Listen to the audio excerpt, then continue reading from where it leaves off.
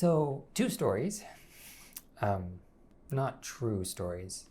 Well, yeah, they're also true stories, but I know I mumble sometimes, so I just wanted to clarify. This is, in fact, two true stories.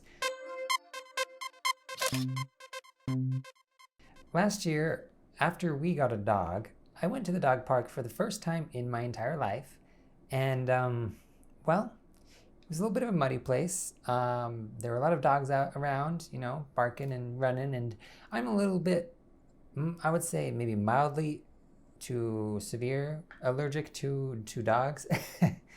So, I mean, I like dogs, but their dander makes my eyes itch. Quite something fierce.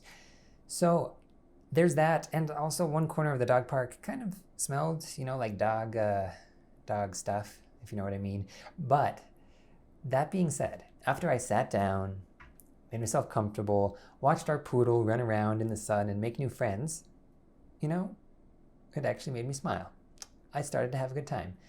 I think dogs are amazing animals. I mean, they're not always easy to take care of, but I can appreciate the dog for what it is.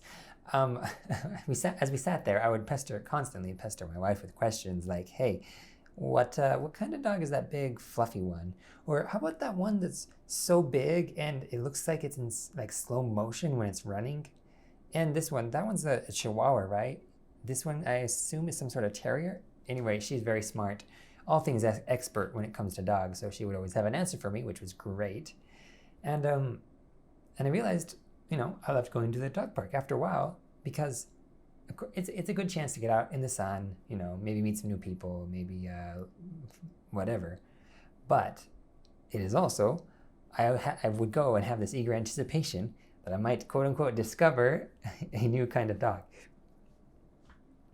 I don't know, it's just fun to see different dogs in real life. The variety of it.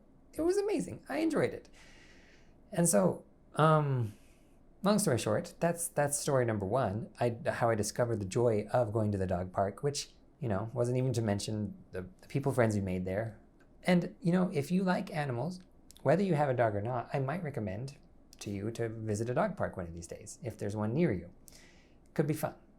So, thanks to our sponsor, some dog park somewhere.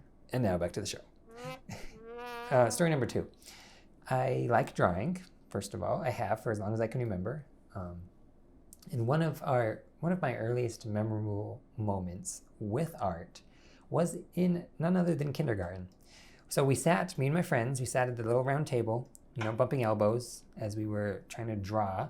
I can't remember if we used crayons or markers, but I do recall drawing a picture of my two family dogs on a paper plate, of all things. I want to say the dogs' names were Simon and Kitty. Yes, we did have a dog named Kitty. At least I think so.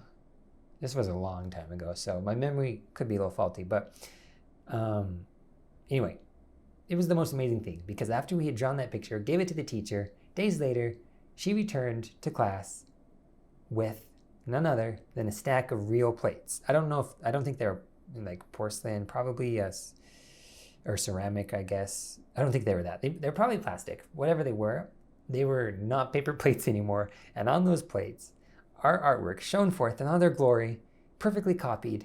And to this day, I don't know what magic science transferred our drawing from the paper plate to the other plate, to the real plate. But I was amazed, needless to say. And it was cool to see my art engraven on something that could be used and reused and looked at again and again. To me, that artwork was, the best thing I had done to that point. My best piece of art, right? I don't know. So basically, I've always liked drawing, and that's that experience. And I think that I want to try and draw more this year. I just recently got an iPad, and so this is me experimenting with that iPad. I'm excited about it because I think it'll allow me to maybe draw a little more often, other places. You can always take a paper and pencil somewhere, but the fact of the matter is these days I do more digital art, but I'm tied to my desktop when I do that. I use a Helion tablet connected to my computer, which is great, but if I want to draw on the go, now I can do that with an iPad. And so it's pretty fun. I'm still learning the software here, learning the brushes and stuff. I liked this inky one. It was kind of fun. And so yeah, just wanted to practice drawing. Here are my pictures. Can you guess the dog breeds of these different dogs? I'll give you a hint for the first one. It has the wrong ears. The reference image that I used was apparently really old, and this kind of dog breed these days actually looks a little different. They usually have more pointy ears than this one did. So you may recognize it as the Target dog, if you know what kind of dog that is from the store at Target. Yeah, leave your guesses down below as to what dogs these are. I was going to tell you what they are, but it'd be funny for you to just guess. Plus, half of you, many of you, maybe, I don't know, some of you might be a dog expert like my wife, and you don't have to guess. You know exactly what I'm drawing. The second dog I think is a little obvious, a little easier to recognize, but still guess. I most associate this kind of dog with the movie Men in Black.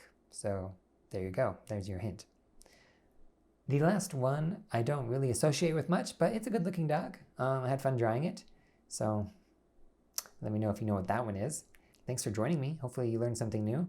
Keep on drawing. Make some time in your busy schedule to do something that you enjoy, something that you can relax, not just to pass the time, but really, really enjoy and, also just decompress. And for me, that's drawing. So that's great. Please have a good day and remember to smile.